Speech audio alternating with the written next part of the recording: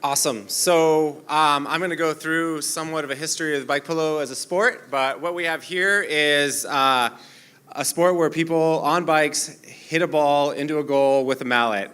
We take a lot of inspiration from hockey and soccer, but basically it was people who got really into bikes, decided they were jocks, and still needed an outlet for that. So this is kind of the beginning of the sport here.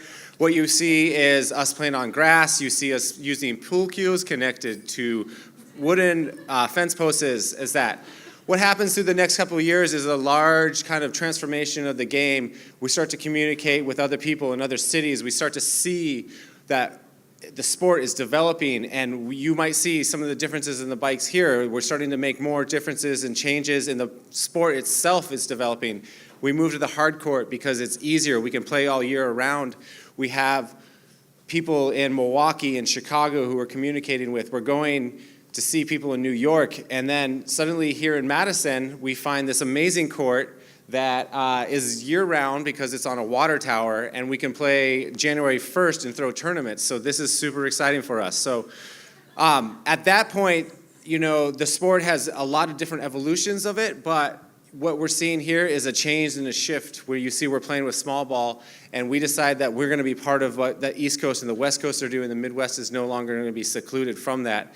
So what happens is we change our sport, we start to unify the tools and the equipment, and at that point we start playing competitively around the country. This is the first tournament I played in.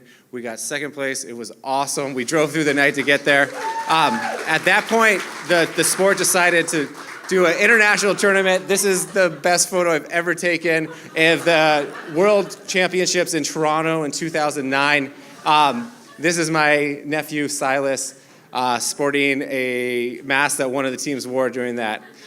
The World Championships that year were slightly skewed because no one from around the world showed up. It was just North Americans. So we decided to go to Paris to meet the players who were playing there. And this is all within a 2-year period. We were seeing the growth of the sport. And this is where we are at today. You know, we're over, 500 cities. We're like playing everywhere in the world. You can go anywhere and play bike polo. You can go anywhere and stay with someone and play bike polo. People have come from all around the world and stayed with us for long periods of time just to play the sport.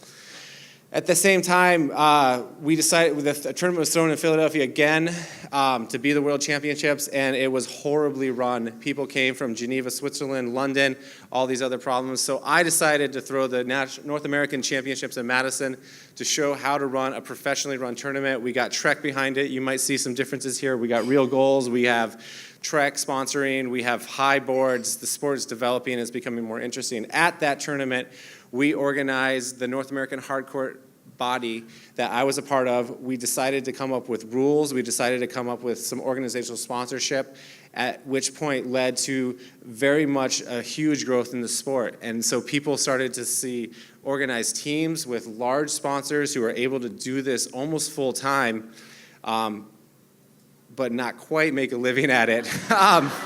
But you're seeing people really, really define the sport and come around it. And through that, some of the technological improvements that have happened with it.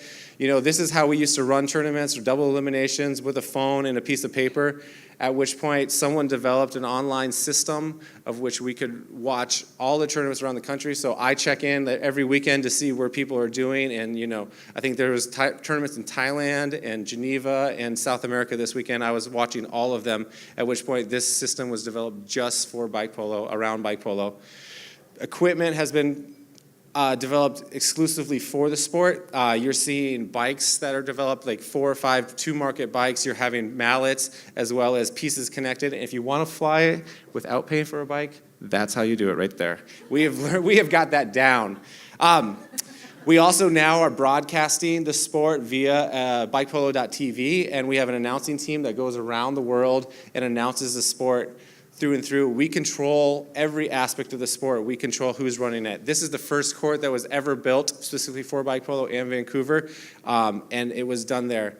Unfortunately, Madison has not been as wonderful as some of the other cities, and we're still stuck without a court. We play up on Reynolds Court, and we play on tennis courts with bad nets and no real boards. So we're working on getting a better a better setup of it, but if you like biking, you're into the sport, please come try it out, and you can check it out any day, and just check us out. It's awesome.